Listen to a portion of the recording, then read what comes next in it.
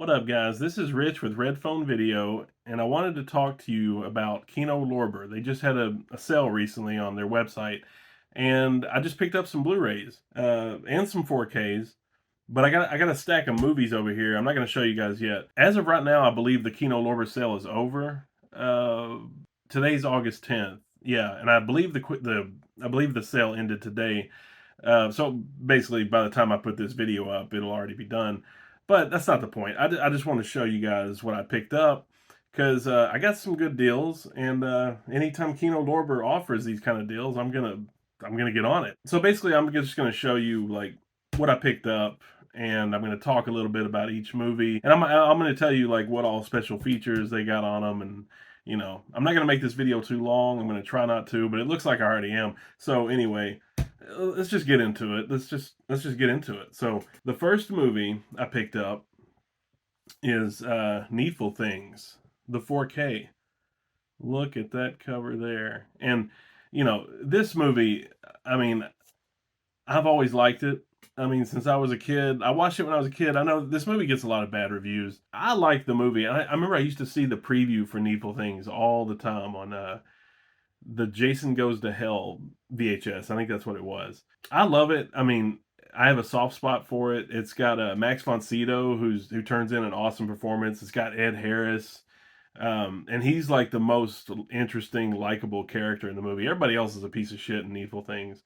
Actually, J.T. Walsh and Amanda Plummer are probably the most interesting characters now that I think about it. They steal every scene they're in this movie. But for those who don't know, it's about Max von Sydow. He's like he owns this antique shop, and he seems to know all the rivalries and the secrets about the people in the town. And he seems to magically, like in a supernatural way, he seems to manifest these items, like all this stuff that sort of represents their deepest desires, And they're almost kind of like selling their soul to him because they want this stuff so fucking bad. It's like everything they've ever wanted, but he basically sells these items to him, in exchange for like hateful pranks that are played on these people's enemies, and then essentially like he steals their souls, and he turns the town against each other. And Ed Harris is like the only person who seems to know what's going on. It's a good movie, and to get into the special features, so it looks like it has a commentary by director Fraser Heston, who's actually Charlton Heston's son, by the way. I don't know if you guys knew that. It's moderated by Scorpion Releasing's Walt Olson, the late great Walt Olson. He had a brother named Bill Olson who ran Code Red DVD for years. They're both dead now. They were big pioneers in the physical media game, though. For those who didn't know about Code Red DVD or Scorpion Entertainment, it was basically the Olsen brothers. They were awesome. Then we have the 191-minute TV cut of the film, and I gotta admit, I've never seen that. I've never seen it. I've just seen the 2 hour version of this movie. So I don't know if they were planning on this being like a mini series or what. I've never seen the TV cut, so I'm interested to know like how much more it delves into the characters because I never read the book. I've never read half of Stephen King's books. I'm not gonna lie. Like I'd love to be the guy who just says, "Oh, I've read every book that Stephen King's put out," but I haven't. I've seen mostly all of like the movie adaptations, but I've only read like probably 3 or 4 Stephen King books to be honest. But anyway, then we have The Devil is in the Details, an interview with screenwriter W.D. Richter. And he actually wrote Invasion of the Body Snatchers. And yeah, and then of course it comes with a theatrical trailer. But yeah, this is the 4K. This is the 4K of Needful Things. And let's give you guys one more look at the slipcover. All right, so the next movie is Serpico. Classic Serpico on 4K. Classic 1973 film from director Sidney Lumet. I mean, this is pretty much what made Al Pacino. I mean, other than The Godfather. But by the time Al Pacino did The Godfather, he did this, and then he went on to do Dog Day Afternoon, and from that point he just shot off. And yeah, so let's look at the features on this. So it looks like we have an audio commentary by film historians Howard Berger, Steve Mitchell, and Nathaniel Thompson. Then we have Sidney Lumet, featurette on him. We have Looking for Al Pacino, featurette. We got a bunch of featurettes. You guys can see that. You guys get it. This thing is stacked. And yeah, I just love that gritty realism that Sidney Lumet brought to like all his films. Stuff like Prince of the City and Before the Devil Knows You're Dead. Sidney Lumet went out with a bang with Before the Devil Knows You're Dead. That's such an amazing film. And Serpico is definitely one of his best. This is like a 5-star film to me, maybe 4.5 out of 5. But Al Pacino's performance, man, there's a scene in here where he goes ham on a fucking chair, and then one of the I haven't seen this in years, but one of the most memorable scenes is with James Tolkien. And if you guys don't know James Tolkien, he was the naval commander in Top Gun. You'll be flying the cargo plane full of rubber dog shit out of Hong Kong. That guy, he played the principal in Back to the Future also. But yeah, there's a scene where he's like, he busts in the bathroom. He accuses Serpico of sucking some other guy's cock. But yeah, I love this movie, and it's been probably 10 years since I've visited Serpico, so I need to pay him a revisit for sure. So next up we got Will Penny. I used to get this film confused with Shane a lot when I was a kid. But yeah, this is a pretty good Western. I don't remember a lot of it because I was kind of young when I saw it. I had the DVD. All I remember is that it had like Donald Pleasance and Slim Pickens was in it. And I want to say Bruce Dern's in this movie too. And yeah, this is just a good. This was Charlton Heston's favorite movie of his, I believe. Um, but yeah, us look at the special features on this. So it looks like we have a commentary with C. Courtney Joyner, film historian Henry Park, and Will Penny script supervisor Michael Priest. Yeah. And then we have a featurette and then another featurette. So this is pretty cool. I kind of wish it had been a 4K like Serpico and Needful Things, but still, it's a Blu-ray. It's got a slipcover. I can't complain. Anyway, Will Penny, great Western. Check it out. Next up, Prison Girls 3D. Now, I will admit, I have not seen this movie. This is a film. It's directed by Tom DeSimone, and he directed a porn called Chatterbox. You guys may have heard of it. Maybe not. I'm probably the only guy that's heard of Chatterbox. But for horror fans, Tom DeSimone directed the movie Hell Night with Linda Blair. And then he co-directed, or I don't know about co-directed, but he did some directing on the movie, what's the one with Linda Blair? Savage Streets. And interestingly enough, that movie was directed by Danny Steinman, who directed Friday the 13th Part 5, which has Tom DeSimone's brother in it, Bob DeSimone. He played that male nurse, Billy, the one who got the fucking axe in the back of his head. He was doing the blow. Anyway, Tom DeSimone, he also directed Reformed Schoolgirls, which is another exploitation film. But yeah, I will admit I have not seen this, but I saw the slipcover, and I couldn't resist, I'll give you a look at the back there. Actually, we'll check out the special features. So it looks like we have a commentary by HorrorFix.com's James G. Chandler and Ash Hamilton. Okay. We have a deleted scene and a trailer. And yeah, it includes 3D glasses. Holy shit. Okay. Yeah. Well, yeah, this thing clocks in at like 88 minutes. It's from the 70s. I'm definitely going to be watching it pretty soon. So yeah, Prison Girls. Give you one last look, and then we'll move on to the next one. Now, this one is called Dead Heat on a Merry-Go-Round. I picked this up just because it had James Coburn in it, but honestly, the real reason why I picked it up, and it had a cool slipcover. I can't resist these shiny slipcovers that Kino Lorber does for us collectors. But this movie, James Coburn, from Our Man Flint, and what was he? He was in A Fistful of Dynamite. You guys know James Coburn.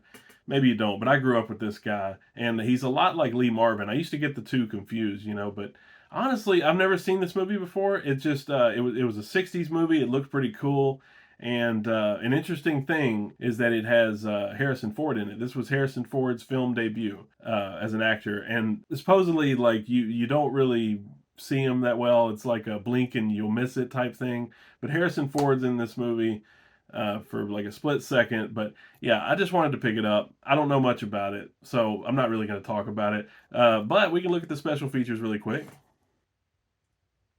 What? It just comes with a theatrical trailer? Okay, fuck this movie. I probably won't be watching it anytime soon. But yeah, that is. I'm already forgetting the title here. Dead Heat on a Merry-Go-Round. Okay, so that's that one. Moving on. My last movie in the stack that has slip covers, by the way. I've got some other ones below this. This is the last movie that has a slip cover. Force of Evil. Now, I've seen this before, but it's been a long time.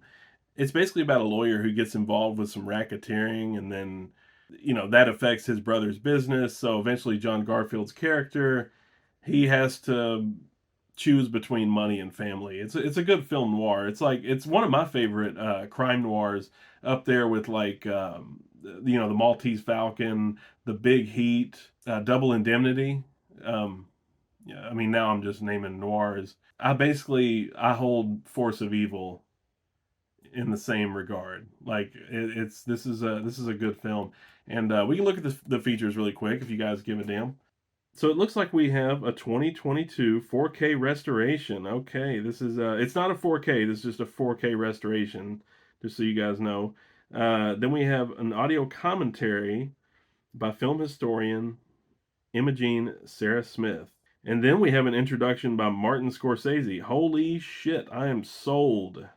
I am sold on these special features. But yeah, this was directed by Abraham Polanski, and he was blacklisted, back in the day, and I think it like hurt his career for like 20 years.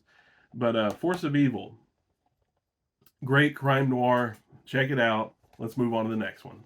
I have not I haven't seen this movie. I've heard of it, I think, back in the day, but I kind of just ignored it. It's called The Interpreter, okay?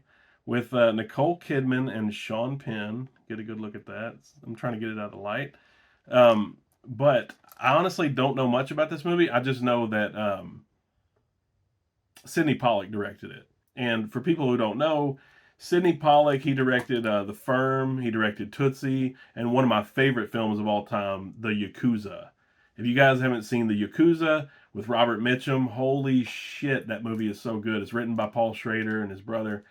Excellent film. But anyway, we're talking about the Interpreter, and this kind of looks like it's a movie kind of like in the vein of The Conversation with Gene Hackman, The Manchurian Candidate, and The Parallax View. It seems like it has the same vibe as those like 70s paranoid political thrillers. But yeah, I'm honestly, I was just curious. I like Sidney Pollack's films. I like Sidney Pollack as an actor. This one just kind of, I don't know. This one just kind of flew past my radar. I don't know. I obviously didn't give a damn about it. And it looks like we have an audio commentary by Sidney Pollack. We have an alternate ending. We have 3 deleted scenes.